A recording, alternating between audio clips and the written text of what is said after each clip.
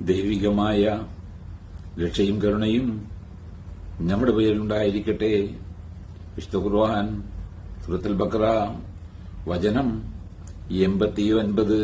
ബിസ്മില്ലാഹിർ റഹ്മാനിർ റഹീം.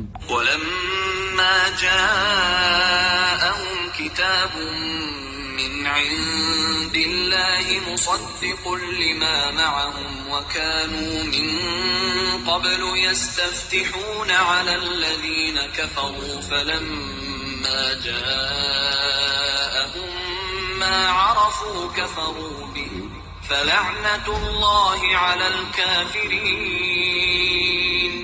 തങ്ങളുടെ കൂടെയുള്ളതിനെ ശരിവെച്ച് സത്യമാക്കുന്നതുമായ ഒരു ഗ്രന്ഥം അവർക്ക് അല്ലാഹുവിന്റെ പക്കൽ നിന്നും വന്നപ്പോൾ മുമ്പവർ അവിശ്വസിച്ചവർക്കെതിരിൽ വിജയം ആർത്തിച്ച് കൊണ്ടിരിക്കുകയായിരുന്നു.